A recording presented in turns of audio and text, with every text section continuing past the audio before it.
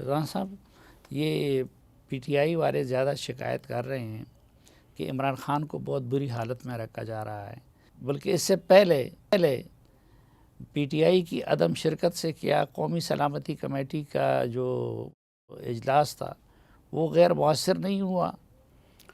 نہیں، خیر غیر مؤثر تو نہیں ہو سکتا کسی ایک کے نہ آنے سے، بلکہ کسی ایک کا نہ آنا اور باقی سب کا وہاں پہ موجود ہونا جو ہے وہ نہ آنے والے کے لیے جو ہے وہ لمحہ فکریہ ہونا چاہیے۔ اور اس طرح سے اگر آپ قومی معاملات کے اوپر جہاں پہ پوری قوم اکٹھی ہو، جہاں پہ عسکری قیادت بھی موجود ہو، جہاں پہ جو ہے وہ سیاسی قیادت بھی موجود ہو، ایک طرف آپ عسکری قیادت سے جو ہے وہ گفتگو کرنے کے لیے مارے جا رہے ہیں، اور اگر کسی جگہ پہ کوئی بریفنگ ہوتی ہے پشاور میں تو آپ وہاں پہ ریکویسٹیں کر کے ٹائم لیتے ہیں، اور پھر وہاں پہ جو مختصر سی بات ہوتی ہے اس بات کو بھی بڑھا چڑھا کے بیان کرتے ہیں۔ اور دوسری طرف یہ ہے کہ جب وہ خود آ کے بیٹھے ہیں آپ کو کسی قومی ایشو کے اوپر ڈیٹیل بریفنگ دینے کے لیے، آپ کے سوالوں کا جواب دینے کے لیے، تو آپ اس میں جو ہے وہ آپ بائیک آؤٹ کر دیں۔ تو یہ ان کا جو رویہ ہے، میں سمجھتا ہوں کہ یہ انتہائی غیر سیاسی ہے، بلکہ یہ حب الوطنی کے تقاضوں کے بھی منافی ہے۔ اس حد تک ان کو نہیں جانا چاہیے۔ ویسے وہ اپنی ذاتی سیاست میں اس حد تک جاتے ہیں ہمیشہ کہ وہ قومی مفادات کو بھی جو ہے وہ اپنے ذاتی سیاسی مفادات کے اوپر قربان کر دیتے ہیں، لیکن اس حد تک جانا تو نہیں اگر وہ چاہیے۔ اپنے لیڈر کے ساتھ ان کو یہ نقصان ہے۔ اگر وہ لیڈر کے ساتھ ملاقات چاہتے تھے تو آپ لوگوں نے وہ موقع کیوں نہیں نہیں دیا؟ تو یہ رات کو 2:30-3 بجے ان کو خیال آیا کہ ہماری لیڈر سے جو ہے وہ ملاقات کروا دی جائے۔ انہوں نے جب یہ فیصلہ اناؤنس ہوا ہے، اناؤنس یا دعوت جب دی گئی ہے، تو اس وقت انہوں نے کہا کہ جی ٹھیک ہے، بالکل ہم آئیں گے، یہ قومی مسئلہ ہے، ہم اس میں بالکل ہماری کوئی جو ہے وہ ذاتی ہماری سیاست نہیں ہے۔ انہوں نے باقاعدہ 14 نام بھیجے، ان 14 ناموں کو ہم نے شامل کیا۔ اس کے بعد انہوں نے 3 نام اور بھیج دیے۔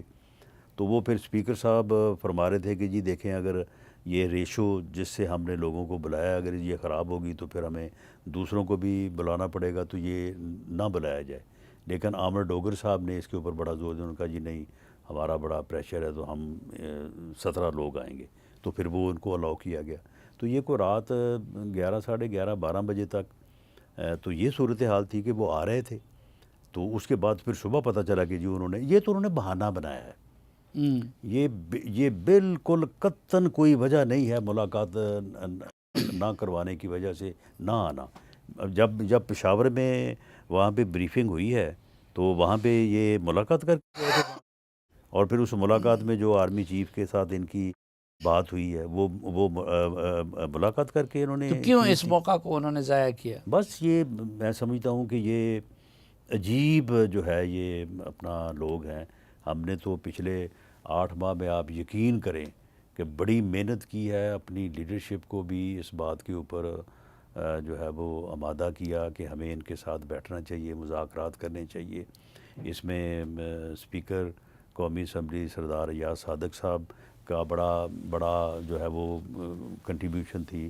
اس میں خواجہ سعد رفیق صاحب جو ہے وہ ہمارے ساتھ تھے۔ ہم نے اکٹھے ہو کے اس معاملے کو بڑی کوشش سے، حالانکہ میاں نواز شریف صاحب نے 1-2 مرتبہ یہ کہا کہ یہ آپ جو کر رہے ہیں نا، تو اس نے آپ کے ساتھ نہیں بیٹھنا، وہ مذاکرات کی ٹیبل پہ نہیں آئیں گے۔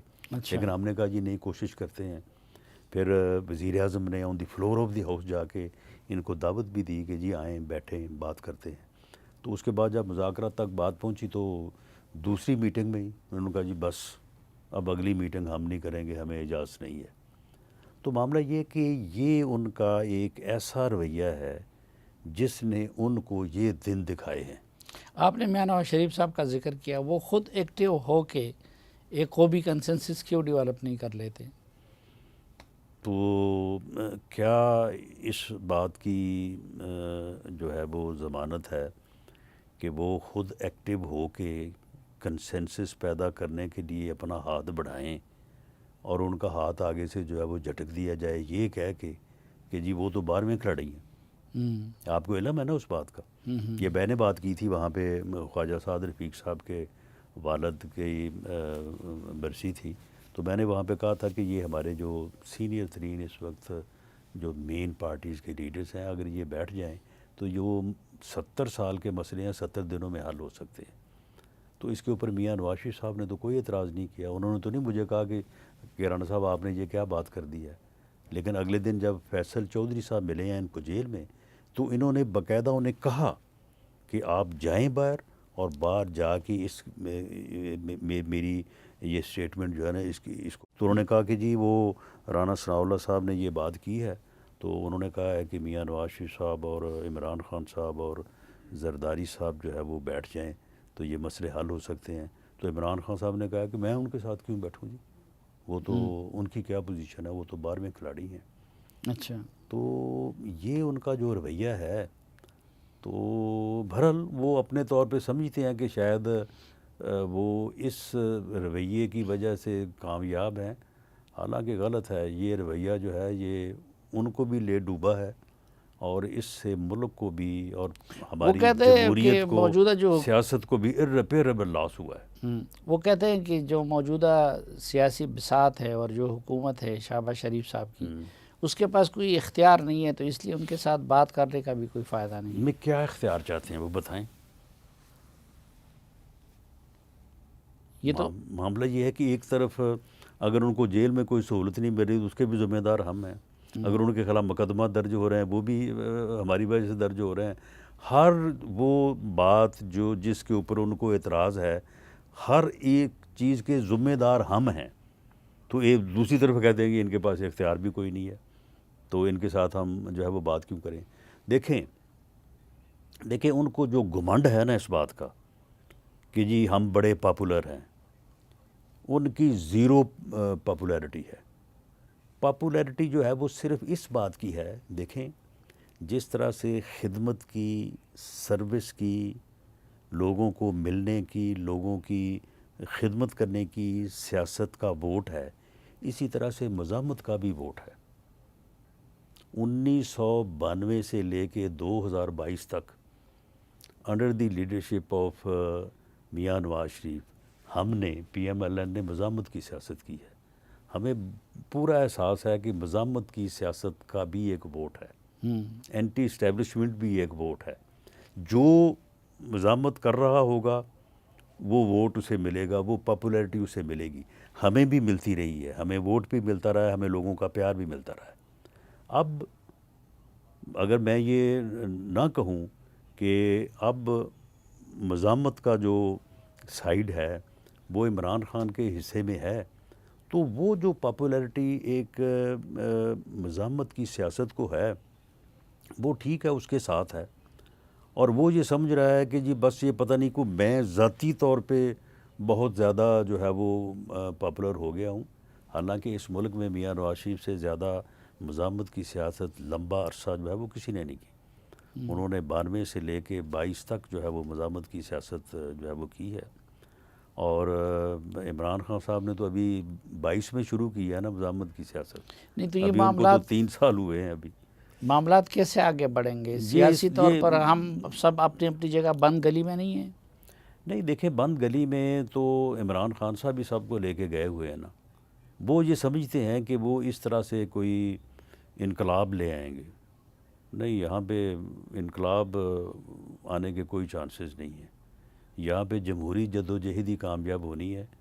یہاں پہ جو ہے وہ انگریز کے خلاف بھی انقلاب تو نہیں آ سکا، 1858 کی جنگ آزادی سے لے کے بعد بھی بہت سارے مواقع جو ہے وہ جلیانوالہ باغ تک ہوئے، لیکن بالآخر جمہوری جدوجہد ہی جو ہے وہ کامیاب ہوئی ہے۔ اب بھی کامیابی جو ہے وہ جمہوری جدوجہد کی ہے، اور جمہوری جدوجہد کا جو طریقہ کار ہے وہ پولیٹیکل پارٹیز کا ٹیبل پہ بیٹھنا ہے۔ جو عمران خان صاحب جو راستہ اختیار کیے ہوئے ہیں نا 24 نومبر اور 26 نومبر والا، اس کی کامیابی کے کوئی چانسز نہیں ہیں۔ لیکن ملک کے وسیع تر مفاد میں ان کو نکالا جا سکتا ہے، جیل سے رہائی دلوائی جا سکتی ہے۔ نہیں دیکھیں، اب اگر انہوں نے جو ہے وہ 9 مئی کے اوپر، اب دیکھیں نا، یہ میرے الفاظ تو نہیں ہے نا، یہ تو D G I S P R کے الفاظ ہیں کہ 9 مئی کے واقعات کے اوپر سچے دل سے معذرت کریں اور پھر اس کے بعد آگے بات کریں، تو کر لیں۔ پھر رہائی ممکن ہے۔ اگر بات کرنی ہے تو کر لیں۔ تو معاملہ یہ ہے کہ اگر وہ 9 مئی کی سوچ کے اوپر قائم رہیں گے، اسے ہی آگے بڑھائیں گے، 24 نومبر کو بھی وہی کوشش کریں گے، 26 نومبر کو بھی وہی کوشش کریں گے، اور پھر ساتھ یہ کہیں گے کہ ان کے ساتھ جو ہے وہ اپنا جو ہے رویہ جو ہے وہ ادروائز ہو، تو پھر معاملہ یہ ہے کہ پھر وہ خود دیکھیں نا کہ وہ کیا کر رہے اگر ہیں۔ 9 مئی پہ معذرت کر لی تو پھر رہائی ممکن ہے ان کی؟ میرا خیال ہے کہ اگر وہ 9 مئی پہ معذرت کر لیں تو بات آگے بڑھ سکتی ہے یا بات ہو سکتی ہے، بلکہ اگر یہ، اب دیکھیں جو غلطی وہ کرتے ہیں، اب دیکھیں جو 25 اور 26 نومبر کی درمیانی رات تھی، اس وقت ان کو کہا گیا نا کہ آپ سنگجانی جا کے بیٹھ جائیں تو پھر آپ کے ساتھ بات کرتے ہیں۔ اگر یہ وہاں پہ چلے جاتے، یہ ڈی چوک کا رخ نہ کرتے، تو میری اسیسمنٹ ہے، میں کوئی یعنی پریوی نہیں ہوں ان چیزوں کا، میری اسیسمنٹ ہے کہ شاید کوئی مناسب طریقے سے بات جو ہے وہ ہو سکتی اور بات آگے بڑھتی۔ لیکن جب آپ جو ہے وہ یعنی ایک ایسا عمل کریں کہ آپ جس طرح سے 9 مئی کو ہوا، تو اس کے بعد پھر آپ کسی رعایت کی توقع کریں تو وہ پھر ایسا ہوتا نہیں ہے۔